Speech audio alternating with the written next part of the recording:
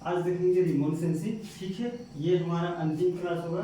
इसके बाद मैं सोशल साइंस में कभी डिस्कस करूंगा नहीं, और जिसको कॉन्सेप्चुअल क्रिएटिविटी के साथ अगर पढ़ना है और एक बार पढ़ना है 4 साल के बाद BHU CAT JRF के लिए अगर नहीं पढ़ना है तो मेरा सोशल साइंस का क्लास लेक्चर कर लेना।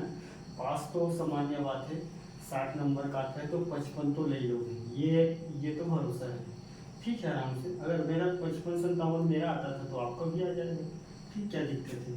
और ये टेक्नोलॉजी का एक छोटा सा हिस्सा है रिमोट सेंसिंग। इसको एग्रीकल्चर में है खास, बाकी कई ऐसे गेस्ट लेक्चरर है, चाहे टीचर है, चाहे परमानेंट टीचर है, इस पर उतना कमांड के साथ बात नहीं कर सकते। ये थोड़ा स्पेस टेक्नोलॉजी सेक्टर का पोर्शन है, कोई बहुत बड़ा चीज़ नहीं है। तो मैं भी डेफिनेशन नहीं बता के इस पर समाप्त करूंगा, ज़्यादा इस पर डिस्कस नहीं करूंगा, नहीं तो समझ से परे है। इसके बाद मैं आपको एक क्वेश्चन लिख के दिखलाऊंगा, बेसिकली फॉर्मेट कैसे लिखते हैं, क्योंकि लिखने का बड़ा दुविधा रहता है कि बच्चे को पूछा कुछ हो रहा है, लिखना कितना है, क्या लिखना है। तो मैं एक आध दो क्वेश्चन को लिख के सॉल्व करके दिखलाऊंगा। इस पर 3 मिनट बात कर लेते, डेफिनेशन क्या है, अगर आ गए तो धोखा से लिख पाओ, नहीं तो मेरे को इसको समझाने से पहले आपको इलेक्ट्रोमैग्नेटिक रेडिएशन कैसा आता है, कैसा ट्रांसमिट होता है, कैसा स्पेशल डाटा है, क्या डाटा है, सारी चीज़ को बताना पड़ेगा, नहीं तो समझ से परे हो जाएगा।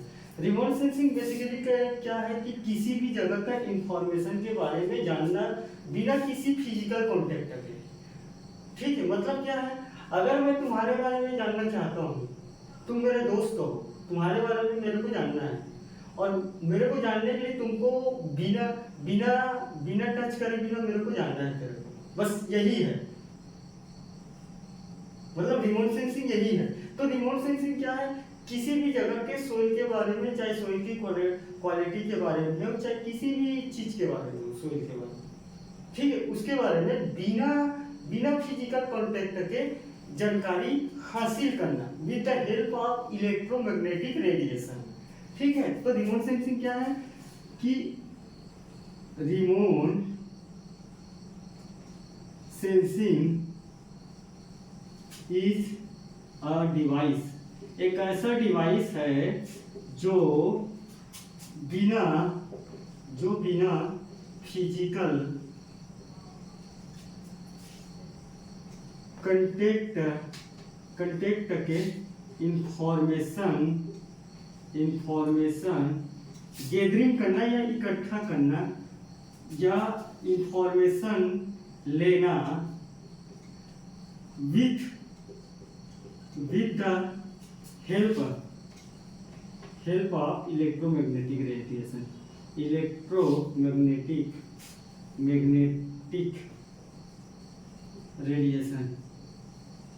ठीक, उसको बोलेंगे रिमोट सेंसिंग, इसी को बोलते हैं रिमोट सेंसिंग, और कुछ नहीं। ठीक, अब मेरे को अगर इससे जैसे आगे बढ़ूंगा तो मेरे को इलेक्ट्रोमैग्नेटिक रेडिएशन समझाना पड़ेगा, फिर मैग्नेटिक फील्ड समझाना पड़ेगा, फिर ट्रांसमिशन समझाना पड़ेगा, कैसे ट्रांसमिट होता है, फिर मेरे को समझाना पड़ेगा कि स्पेशल डाटा क्या है, फिर मेरे को और समझाना पड़ेगा कि बेसिकली जो मैग्नेटिक रेडिएशन आता है वो स्कैटरिंग कैसा होता है। तो थोड़ा बहुत ही सेंसिटिव क्वेश्चन, बस आप ये जाने कि किसी भी सोल के बारे में ऐसा होता है सिर्फ। ठीक, रिमोट सेंसिंग एक ऐसा डिवाइस है जो बिना फिजिकल कांटेक्ट के इंफॉर्मेशन लेना with the help of electromagnetic radiation. ठीक है, जो मैग्नेटिक रेडिएशन है, उसी मैग्नेटिक रेडिएशन से हम क्या करते हैं, किसी भी जगह पे करते हैं। मान लो जाए ये सोइल है, ठीक, इस सोइल के बारे में अगर हमको इंफॉर्मेशन चाहिए, ठीक, तो यहाँ से इलेक्ट्रोमैग्नेटिक रेडिएशन आएगा, यहाँ से स्कैटरिंग होगा। स्कैटरिंग मतलब कुछ आएगा, कुछ वापस चले जाएगा, ठीक, कुछ ट्रांसमिट होगा, ठीक, और यहाँ के बारे में डिवाइस रहेगा और यहाँ के बारे में हम पता कर सकते हैं। ठीक है, बेसिकली ये इसी को बोलते हैं रिमोट सेंसिंग। ठीक है, तो प्लांट के फिजिकल प्रॉपर्टी को अगर एप्लीकेशन इसका देखें हम लोग, मान लीजिए सिंपल एप्लीकेशन देखें, ठीक, तो सोइल इकोसिस्टम के बारे में जान लेंगे। ठीक, पहला सोइल इकोसिस्टम, ठीक, सोइल इकोसिस्टम का मतलब क्या है कि सोइल में जो रहने वाले फ्लोरा प्लस फौना, ठीक, फ्लोरा मतलब एनिमल, फौना मतलब फ्लोरा मतलब प्लांट और फौना मतलब एनिमल के बारे में जान लेंगे। बेसिकली माइक्रो ऑर्गेनिज्म और प्लांट के बारे में स्टडी कर लेंगे रिमोट सेंसिंग से। ठीक है, दूसरा है इकोसिस्टम के बारे में जान जाएंगे। इकोसिस्टम के बारे में जान सकते हैं। तो दूसरा एप्लीकेशन ये हुआ इकोसिस्टम का मतलब क्या, पर्यावरणीय दशाएं के बारे में जान लेंगे। अल्टीमेटली तो पर्यावरणीय दशाएं किसमें है, सोइल पे तो टिका है ना भाई। ठीक है, तो दूसरा ये हो गया। तीसरा का है सोइल के फिजिकल प्रॉपर्टी के बारे में जान लेंगे। कोई ऐसे रेडिएशन छोड़ेंगे और वहाँ कितना मॉइस्चर है, कितना क्या चीज़ है, इसके बारे में जान लेंगे, फिजिकल प्रॉपर्टी के बारे में। इसी फीसी दुनियादारी जो भी चीज़ आप पढ़े होंगे। ठीक है, तो तीन यहाँ तक एकदम मेजर है। ठीक है, और ये सारी चीज जानेंगे तो सोइल की क्वालिटी को इंगित ही तो कर रहे हैं। तो एक पॉइंट आप लिख सकते हो कि सोइल की क्वालिटी के बारे में जानकारी प्राप्त कर सकते हैं।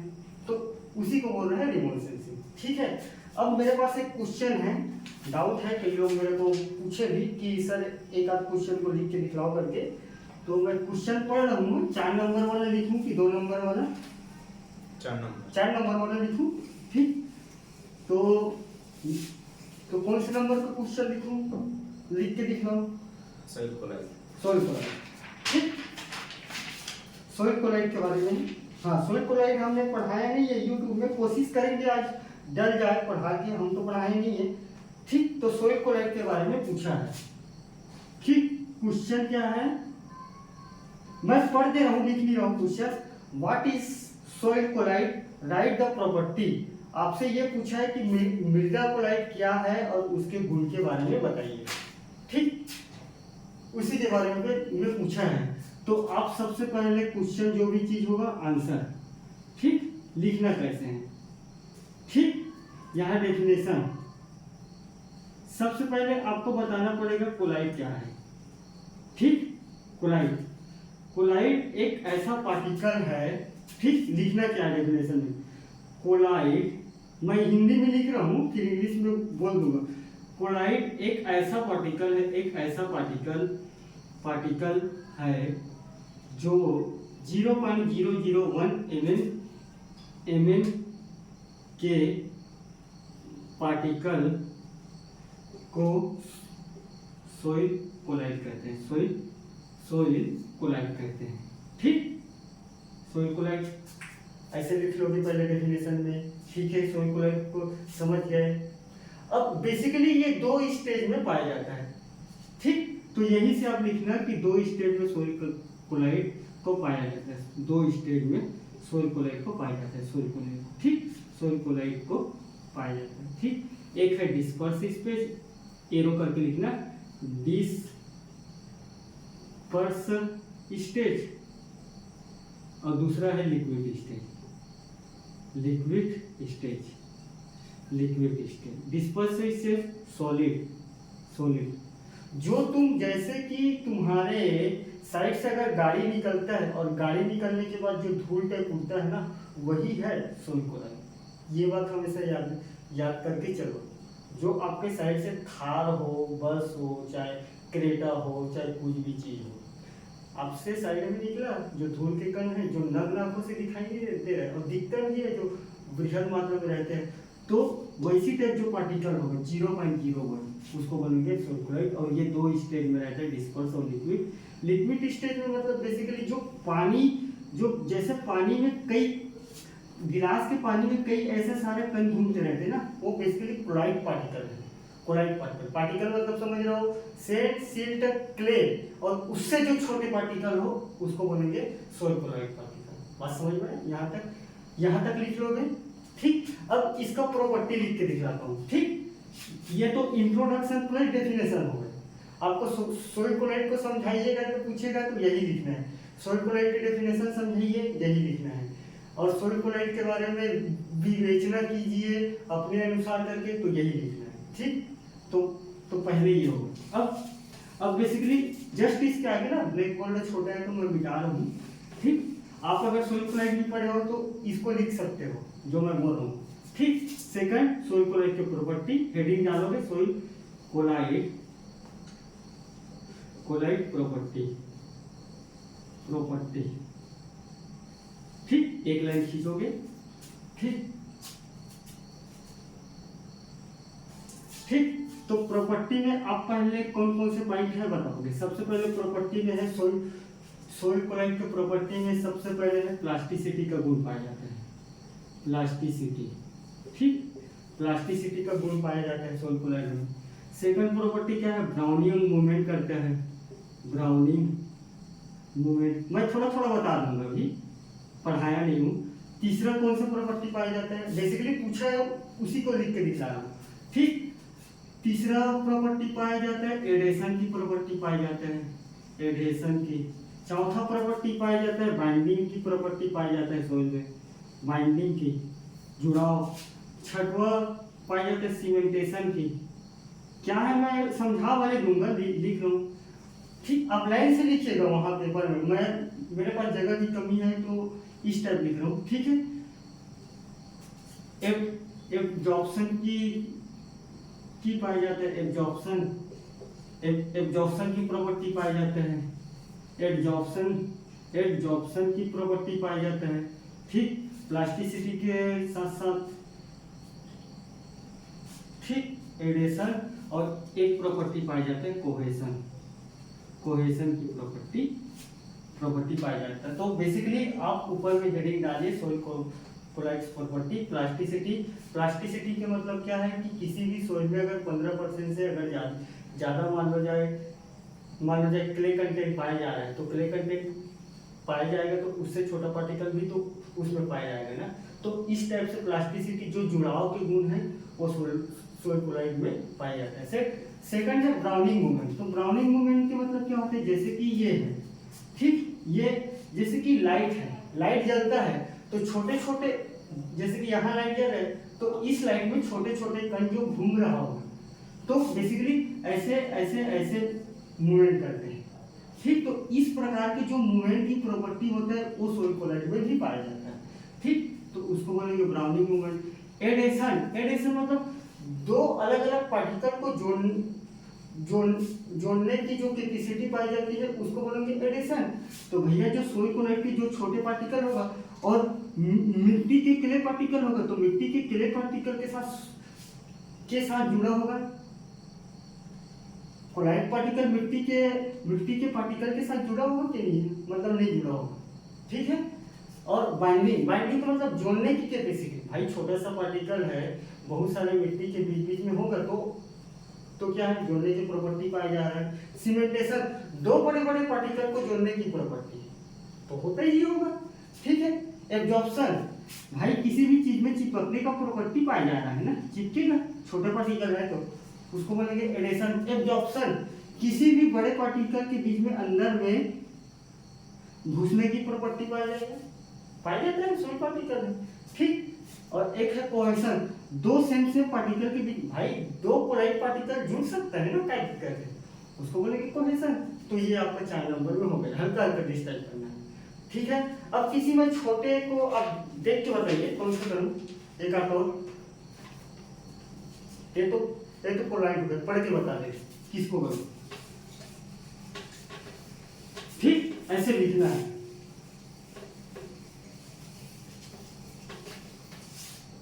और कौन सा बताना है, एक आध क्वेश्चन को जो बेसिकली डिफरेंस हो बाकी से। रिवर वाटर और नॉन रिवर वाटर, हाँ, available water, non available water, available, question पूरा पढ़, अवेलेबल वाटर और नॉन अवेलेबल वाटर, और non available water, non available water, available water. सबसे पहले दोनों का डेफिनेशन, ठीक। अगर आपको वाटर के बारे में पता है तो आप एक लाइन में वाटर को समझाइए, ठीक।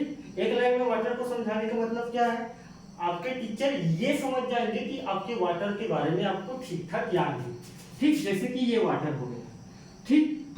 तो वाटर के सूत्र H2O होता है, तो एक हाइड्रोजन होता है, 2 ऑक्सीजन होता है, बेसिकली ऐसा जुड़ा रहता है, ठीक। तो ये ऑक्सीजन होता है, ये ऑक्सीजन H2O जी, सॉरी उल्टा लिख रहा था, एक ऑक्सीजन 2 हाइड्रोजन होते हैं, हाइड्रोजन, ठीक। तो प्लस पॉइंट होता है, ये भी प्लस पॉइंट, ये भी माइनस पॉइंट। तो ये ऑक्सीजन अपने ओर आकर्षित करके रखे रहता है। तो यहाँ एक एंगल बनता है 103 से 106 एंगल। तो आप सिंपल से भाषा में बता दीजिए कि वाटर ये है करके, ठीक, ऊपर में छाप कर दीजिए। उसके बाद आप आ जाइए कि सिंपल से भाषा में अवेलेबल वाटर क्या है। अवेलेबल वाटर वह वाटर है जो प्लांट के जो पोर स्पेस में होता है, माइक्रो प्लस मैक्रो पोर स्पेस में जो 1/3 टेंशन से जो वाटर रुका है, जिसको प्लांट अपना मेटाबॉलिक एक्टिविटी के लिए लेता है, उसको बोलेंगे अवेलेबल वाटर। ठीक है, तो अवेलेबल वाटर का आप डेफिनेशन लिख लीजिए। वह वाटर है जो सोइल में माइक्रो प्लस मैक्रो पोर स्पेस में 1/3 टेंशन के गुरुत्वाकर्षण प्रभाव से रहता है और प्लांट को अवेलेबल होता है। ठीक, इसी को अवेलेबल वाटर कहते हैं, अवेलेबल वाटर। अब आपके पास कंडीशन ये है कि नंबर डिपेंड करता है। अगर आपको पता है पोर स्पेस और ये क्या है, तो आप सिंपल से चित्र यहाँ बना सकते हो। यहाँ एक, ठीक, यहाँ पार्टिकल बना देना, यहाँ पार्टिकल, ठीक, ये हो गए पार्टिकल। तो यहाँ आप इसको बता देना, ये पार्टिकल करके लिख देना। और पार्टिकल के बीच में क्या है, पोर स्पेस है, तो इसको थोड़ा पेंसिल से रंग के कर देना पोर स्पेस। ठीक, पोर स्पेस, और पोर स्पेस के बता देना कि यही माइक्रोपोर भी है, माइक्रो प्लस माइक्रो, ऐसे लिखोगे समझ जाएंगे टीचर, आपको बताने की जरूरत नहीं, आप समझ जाएंगे। और इसी के बीच में ऐसे करके टिक करके आप बता देना 1/3 टेंशन।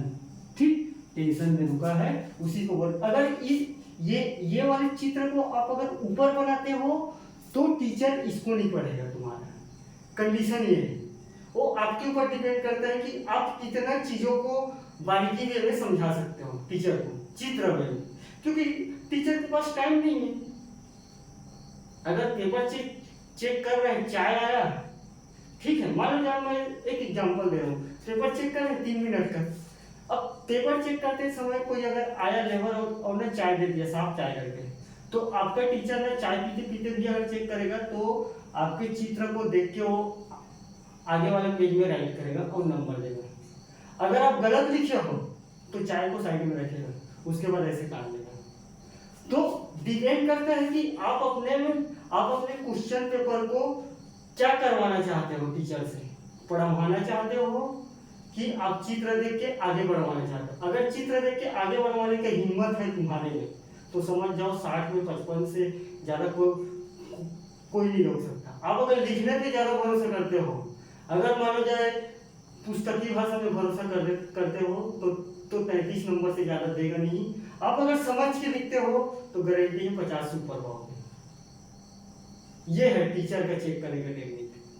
ठीक है, तो आप इसको जब ऊपर बना दोगे और टीचर को सारी चीज डेफिनेशन में जो लिखा है पहले ही मिल गया, तो भाई क्यों पढ़ेगा तुम्हारा, ये नहीं पढ़ेगा। ठीक है, अब उसके बाद आता है non available water. Non available water वह वाटर है जो प्लांट को बेसिकली एब्जॉर्ब नहीं होता है और सोइल में इतना टेंशन से रहता है, इतना टेंशन से, केमिकली टेंशन से रहता है, जैसे कि हाइड्रोस्कोपिक वाटर। ठीक है, इसमें आप एग्जांपल लिखना, कैपिलरी वाटर, अवेलेबल वाटर की एग्जांपल है कैपिलरी वाटर, जिसको प्लांट लेता है कैपिलरी वाटर को, तो ये एग्जांपल हो गए। ठीक, नॉन अवेलेबल के मतलब जो माइक्रो प्लस मैक्रोपोर में प्रेजेंट नहीं रहता, ये बेसिकली 31 बार में प्रेजेंट रहता है। यहाँ -1/3 बार लिखा हूँ। टेंशन या बार एक ही चीज है, टेंशन के मतलब उसके खिंचाव से संबंधित है, शक्ति से, तो ये 31 बार में प्रेजेंट रहता है, तो बेसिकली ये नहीं मिलता है। तो आप यहाँ भी चित्र बना देना, ऐसी पोर बना देना और यहाँ लिखना कि 1/3 बार नहीं 31 बार, 31 बार में प्रेजेंट रहता है। ठीक है, 31 बार में प्रेजेंट रहता है। जैसे कि एग्जाम्पल में लिखना हाइड्रोस्कोपिक वाटर और चित्र बनाना और लिखना कि नॉन अवेलेबल वाटर वह वाटर है जो सोइल में माइक्रो प्लस मैक्रोमोर में प्रेजेंट नहीं रहता है। ठीक है, वह 31 बार में रहता है जो प्लांट को अवेलेबल नहीं होता है। ठीक है, उसको बोलेंगे नॉन अवेलेबल वाटर। सिर्फ इतना कहानी क्रम लिखना है, फेंकना है करके कुछ भी नहीं लिखना है। ठीक है, बात समझ में आया? अगर आपको किसी भी डाउट है, कोई भी क्वेरीज है, आप अगर पढ़ नहीं पाए धोखा से, तो मेरा सारी लेक्चर आपको सुन लेना इसी कॉन्सेप्चुअल क्लियरिटी के साथ। एक घाव पढ़ोगे तो जिंदगी में किसी कॉन्सेप्ट में कहीं 4 साल फंसोगे नहीं। RO, CAT, GHU, BHU, JRF, दुनियादारी RF और ये जॉब के बारे में जितना भी जॉब आता है कहीं नहीं फंसोगे। कॉन्सेप्ट यही है।